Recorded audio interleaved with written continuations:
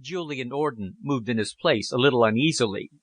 His long, nervous fingers played with the stick which always stood by the side of his chair. "You don't believe in it, do you?" he asked quietly. Furley looked straight ahead of him. His eyes seemed caught by the glitter of the lamplight upon the cut-glass decanter. "You know my opinion of war, Julian," he said.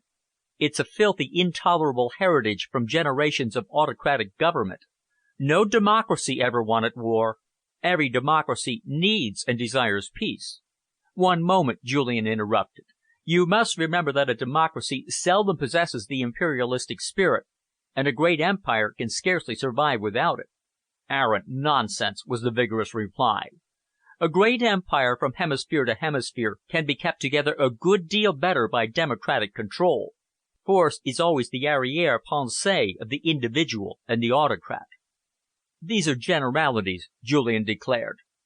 "I want to know your opinion about a peace at the present moment." "Not having any, thanks. You're a dilettante journalist by your own confession, Julian, and I am not going to be drawn." "There is something in it, then." "Maybe," was the careless admission. "You're a visitor worth having, Julian. 70 port and home-grown walnuts. A nice little addition to my simple fare. Must you go back tomorrow?" Julian nodded.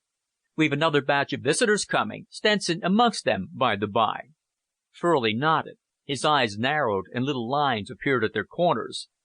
"I can't imagine," he confessed, "what brings Stenson down to Maltenby. I should have thought that your governor and he could scarcely spend 10 minutes together without quarrelling." "They never do spend 10 minutes altogether alone," Julian replied dryly. "I see to that. Then my mother, you know, has the knack of getting interesting people together.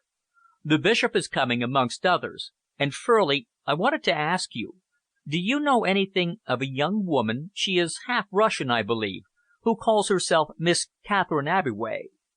"Yes, I know her," was the brief rejoinder. "She lived in Russia for some years, it seems," Julian continued. "Her mother was Russian, a great writer on social subjects." Furley nodded.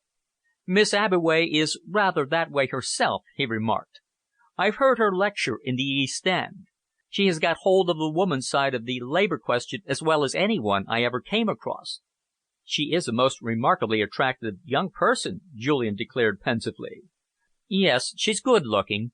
A countess in her own right, they tell me. But she keeps her title secret for fear of losing influence with the working classes. She did a lot of good down Poplar way. Shouldn't have thought she'd have been your sort, Julian." "Why?" "Too serious."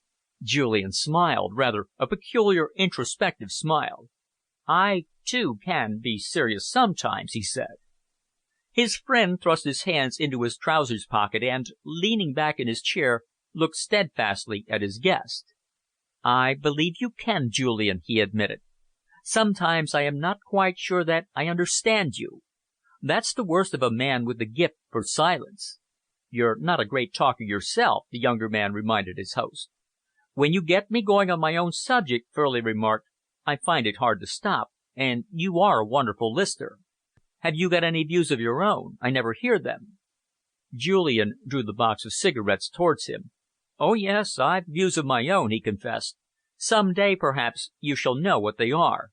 "A man of mystery!" his friend jeered good-naturedly. Julian lit his cigarette and watched the smoke curl upward. "Let's talk about the duck," he suggested. The two men sat in silence for some minutes. Outside, the storm seemed to have increased in violence. Furley rose, threw a log onto the fire, and resumed his place. "Geese flew high," he remarked. "Too high for me," Julian confessed. "You got one more than I did." "Sheer luck. The outside bird dipped down to me." Furley filled his guest's glass and then his own. "What on earth have you kept your shooting kit on for?" the latter asked, with lazy curiosity.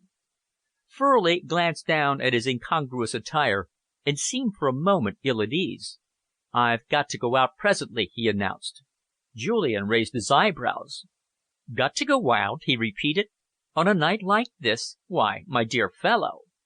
He paused abruptly. He was a man of quick perceptions, and he realised his host's embarrassment. Nevertheless, there was an awkward pause in the conversation. Furley rose to his feet and frowned. He fetched a jar of tobacco from a shelf and filled his pouch deliberately.